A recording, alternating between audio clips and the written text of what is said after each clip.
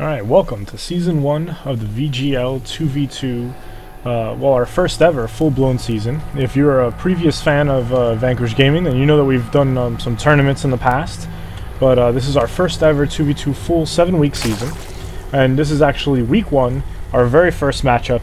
Let's go ahead and introduce the players. In the southern base, we have Celo playing as Zerg, and his partner DudeFromBrzl, also a Zerg, one of our two double Zerg teams.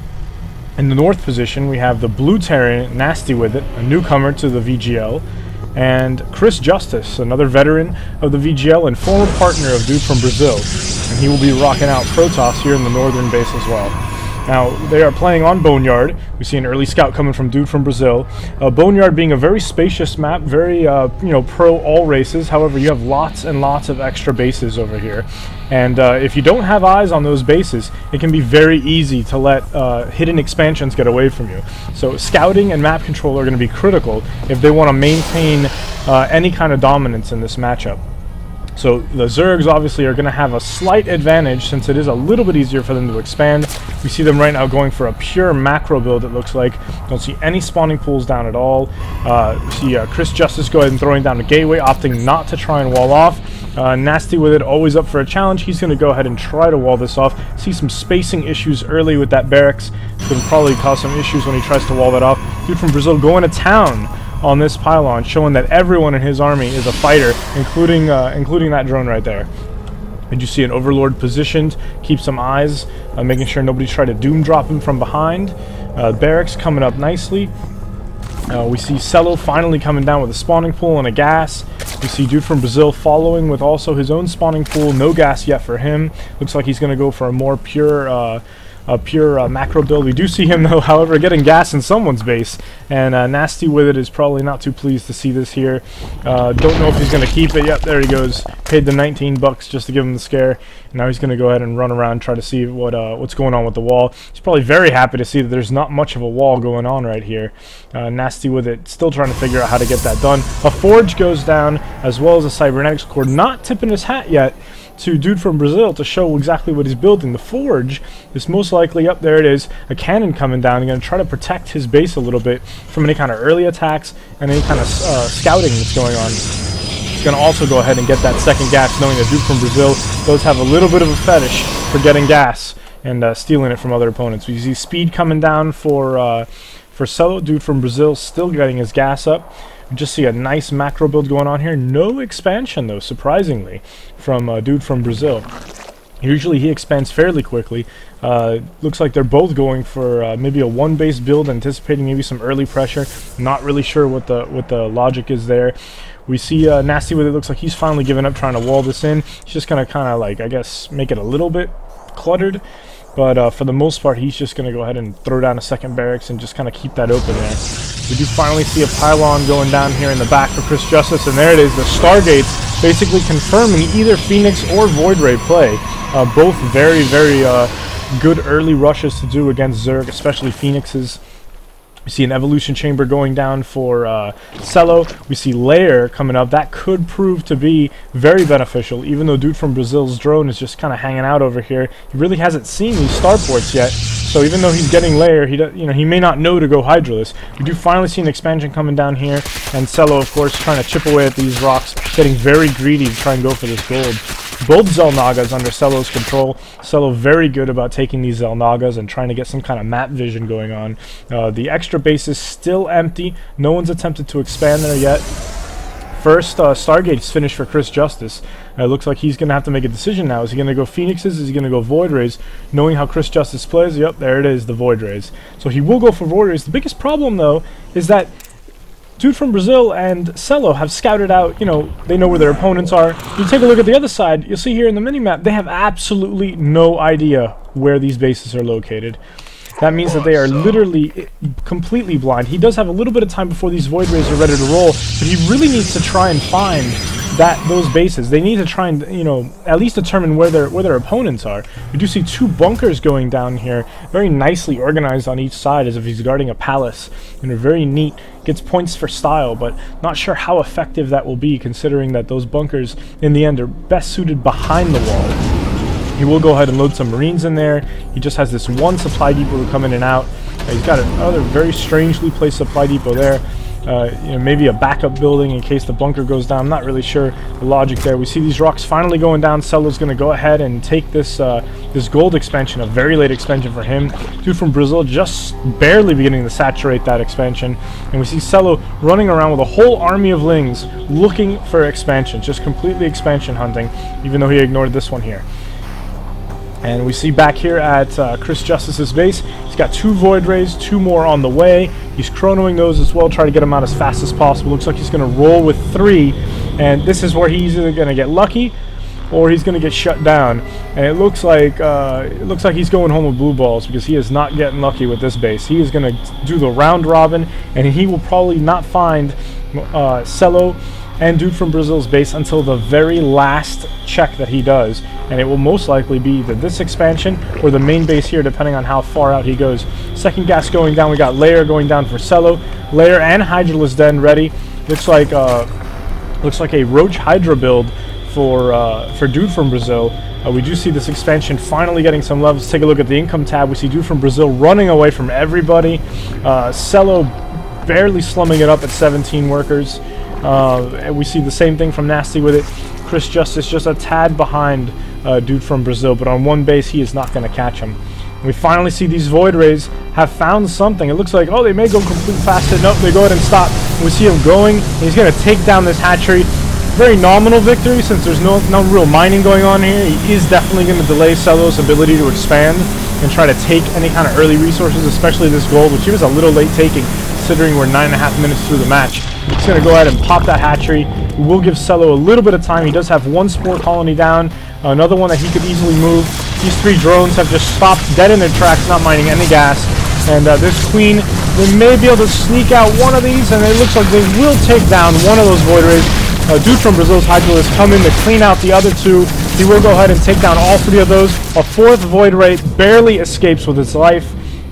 And that is going to send a message that the early Hydras are in play, and KrysJustice should shut down all Void Ray production, possibly go to some kind of... He could use those Stargates for some Phoenixes, try to pick up some of those Hydralisks and make it life a little easier for a Stalker build. He definitely has some options here. We have 2 Void Rays still on the map, left over from the failed attack. We'll have to see what he does with them. We do see 2 Hydralisks just chasing them out, and, you know, it's going to be questionable to see what KrysJustice will do now. The Void Ray Rush really did not work out for him. He got a hatchery, sure, but it's not going to be lucrative enough to justify the expense he lost in the 3 Void Rays that went down. NastyWitIt finally going for an expansion here in the back.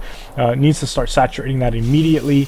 We do see some leftover energy too. He could definitely throw down an extra mule.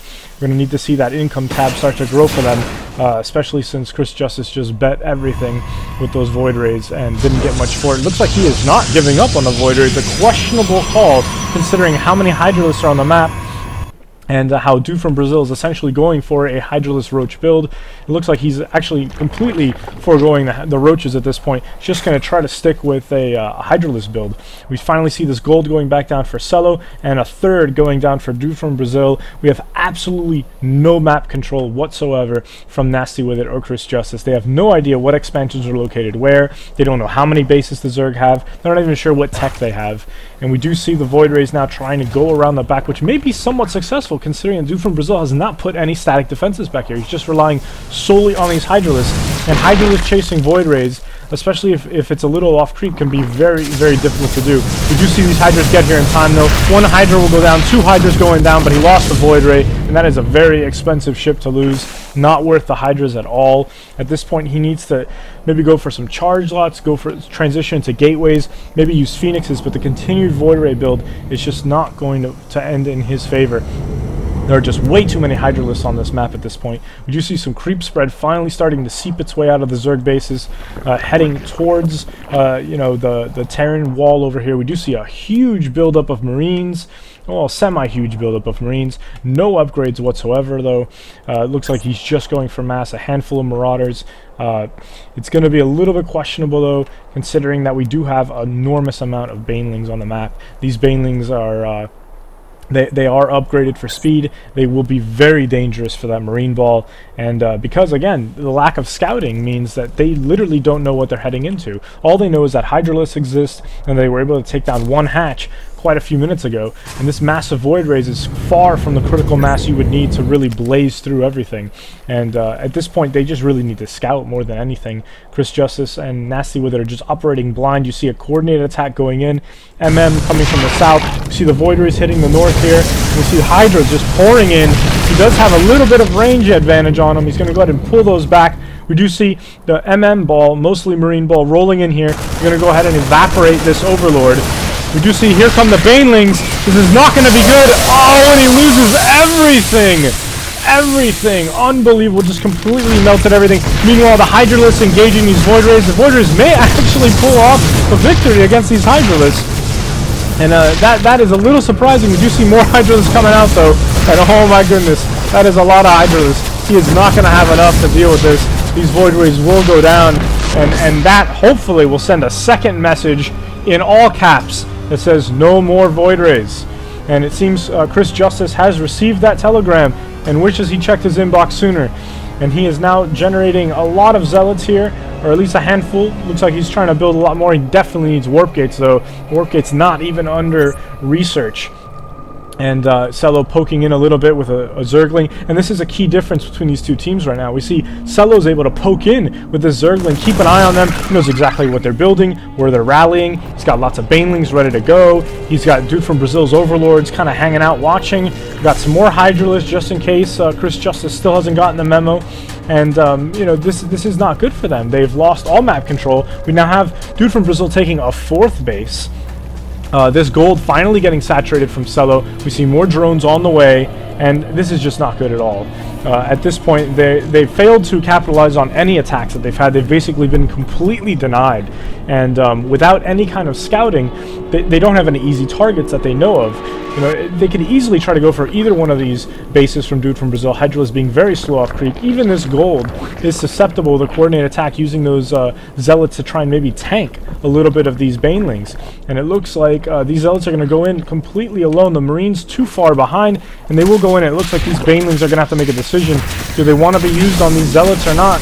And these Zealots without charge are going to be a little tasked to try and catch these Hydralisks, but these Marines are rolling in here. 2 Roaches, 3 Roaches trying to join the fight, and here come the Banelings, all just completely obliterating everything.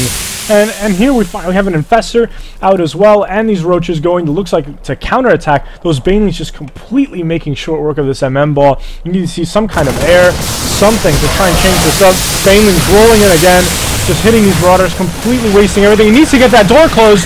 Oh, the supply depot's down. The Roaches just strolled right in, no cover charge, and this is just horrible. Now they've completely got enemies in the base. They've got a bunch of Banelings transforming outside, going to make short work of that wall. A single Void Ray, which will hopefully be enough. With that Hydra down, those 2 Roaches are completely out of luck. We see these Banelings getting ready to completely bling this wall.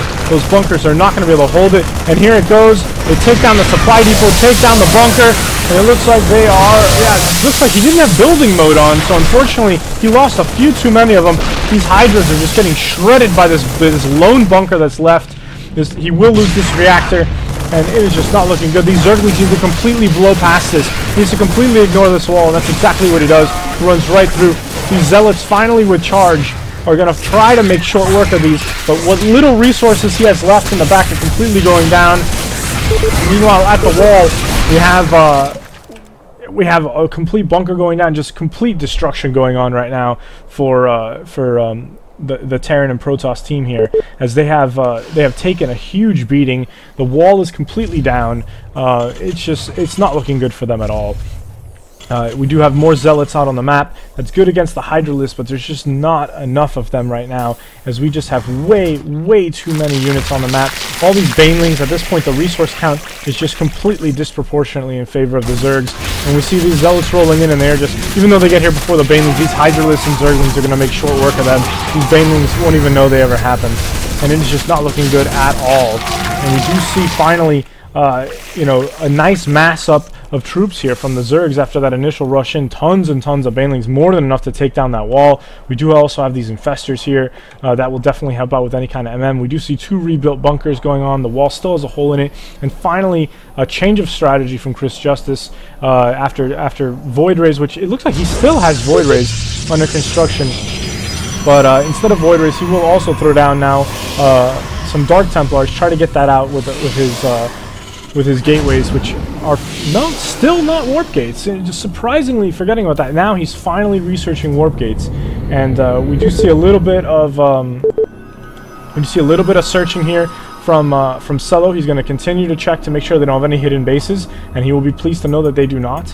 We do see NastyWitIt here trying to form an extra base, and at first Celo completely ignoring it, and then finally go ahead and taking it down. So with all these extra bases, the dude from Brazil on 4 bases, and looks like Celo finally taking a 3rd base down here. It's just so many bases. It's just, I mean, half the map it belongs to Zerg, one of them being gold, lots and lots of banelings. I mean, it makes you almost wonder why they haven't rushed in here. We now have Hive Tech going down, and most likely, knowing Dude from Brazil's playstyle, we'll probably see some. Yep, there it is. We do have a Spire down, and we will probably see Broodlords on the map, although it's probably completely unnecessary at this point. They have their opponents completely off balance, really running out of resources. You see this dwindling down. You see no minerals at all left for KrysJustice. This is just a painstaking late game.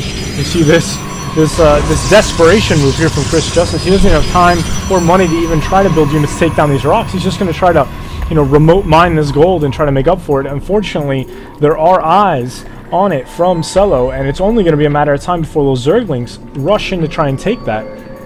So this is just not looking good for them. I don't know why Dude from Brazil and Celo have not tried to end this. We do see lots of Corruptors rolling in here. They do get detected by that missile turret, although I don't know if really if NastyWitIt even has an answer for this. These will most likely sneak behind enemy lines, try to take out their last bastion of resources. And we do see simultaneously a bunch of Zerglings moving in to take down this gold, denying KrysJustice of any remaining resources. He does have quite a few Void Rays, however they are not going to be enough to really be able to handle anything that's on this map, including all those Hydralisks in play. And as the last of these probes get wiped down, we do see the Broodlords morphing, only 4 to start with, but that's going to be more than enough considering that there's really nothing to counter them outside of the Void Rays. And the Void Rays right now are overtaxed, trying to guard the front of the base, try to secure some kind of expansion, and defend their expansions here. And these Broodlords are going to make quick work of these supply depots. You see the Broodlings rushing in to go ahead and greet these SCVs and take them down. And NastyWitIt not even trying to move these SCVs out of the way. We do see the Void Rays rolling in to try and save the day. We see 3 more Broodlords coming out. A handful of Corruptors. Not sure if it's going to be enough, though, to take down all these Void Rays. Void Rays pretty good, especially when they get charged up. And you see them just melting through those Corruptors, just making really short work of them. And they will turn their focus to these Broodlords shortly thereafter. These 3 Broodlords are going to try to hang back, hopefully. Yeah, it looks like they're just kind of hovering in place. The last of the known Broodlords go down.